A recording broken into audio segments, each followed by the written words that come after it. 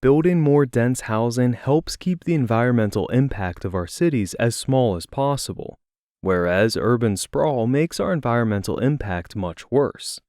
Knowing this, you would assume that the California Environmental Quality Act would actively encourage us to build dense housing as opposed to more single-family homes, right? Unfortunately, according to this report, the exact opposite is actually what's happening. Hi, I'm Nathan. I'm not a fancy environmental lawyer like Mitchell Pritchett, but I do know how to read. And this is Save Money, Save the Planet. In California, a CEQA lawsuit can be filed by just about anyone in order to help force an organization or the government to ensure that their projects are minimizing the effect that they have on the environment. So, the authors of this report wanted to know how well that process is working. They did this by grabbing the data for all of the lawsuits filed for 3 consecutive years and analyzing it. One of the first things that they decided to check was how many of these lawsuits were against infill projects versus Greenfield ones. An infill project is one which is helping an area densify by making better use of land which we've already essentially destroyed, whereas a greenfield project is one which is essentially urban sprawl because it's destroying unused land in order to build something. Their finding was that 80% of the lawsuits were filed against infill projects. So the last time that I was apartment hunting, and I specifically wanted a place that was close enough to walk to shops, had major transit stations nearby, didn't have a backyard, could have someone living above me, and I didn't want more bedrooms than people who would live in my unit. Apparently, I was looking for the exact kind of lifestyle that people love to throw CEQA lawsuits at. So yeah, that's me. I'm a crazy environmental rebel who refuses to be contained by society's norms. Next, the authors wanted to gain a better understanding of what specific types of infill projects seemed to be the most contentious. When they looked at only the lawsuits against infill projects, they found that over 50% of them were against public services and infrastructure and residential projects. The authors did make a special note to say that they excluded roads and highways from public services and infrastructure, while projects for public transit were included. Unfortunately, they didn't give an exact breakdown, but I'm willing to bet that the majority of these lawsuits were against public transit projects like subway lines, light rail lines, and, the California high-speed rail. That thing that we've been trying to build for what feels like forever. Oh, and since I do love talking about how to save money, it's worth noting that about 50% of CEQA lawsuits were against taxpayer-funded projects, such as public transit. So, I hope there's a darn good reason for making my tax dollars go to waste defending these lawsuits. Hey, yeah, it's Nathan from the end of the video. I time traveled here to let you know that, no, there is usually not a good reason. Sorry if that bursts your bubble. Next, the authors wanted to get a breakdown of what infill residential projects seem to attract the most lawsuits. Over half of these lawsuits were filed against multifamily mixed-use developments and large subdivisions.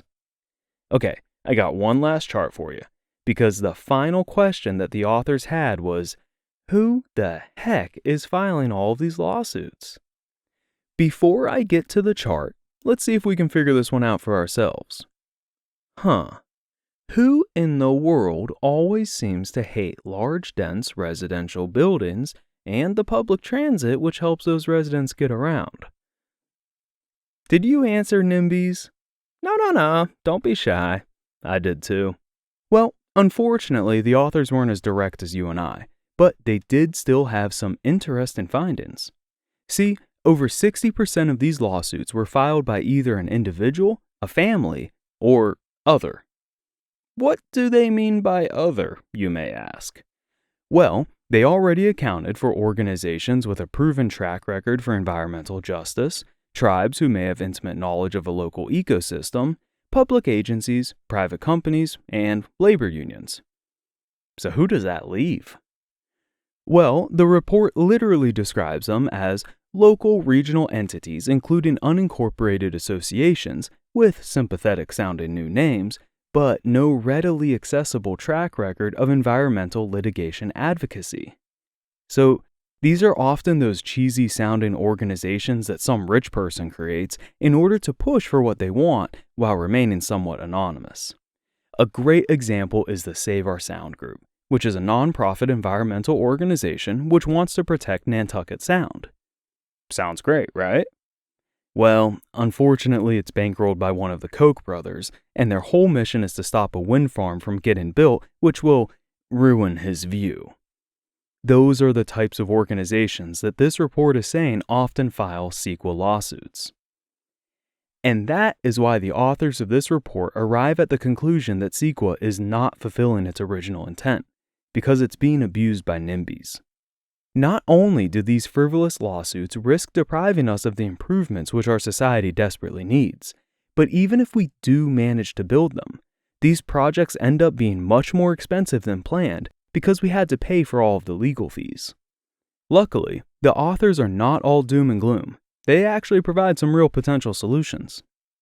First, they ask for transparency to who is filing lawsuits by removing the ability to file an anonymous CEQA lawsuit. Next, they demand that duplicative CEQA lawsuits not be allowed. Essentially, because projects can be very large and involve many different agencies working together, each individual agency can be sued for their contribution to a project, which forces the whole thing to grind to a halt.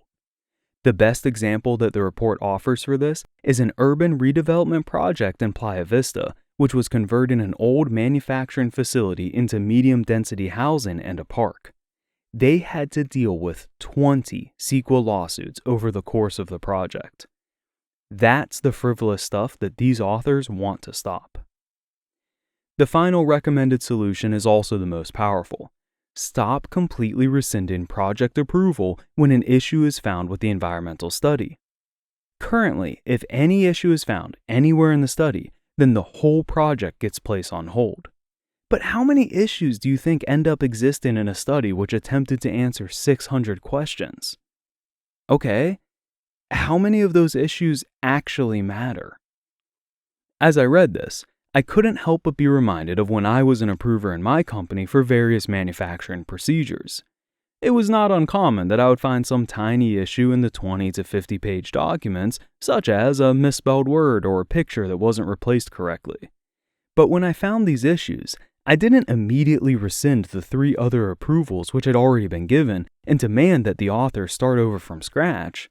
No, I simply pointed out the things which I needed to see fixed, and when the author brought back an edited procedure which fixed them, then I happily signed.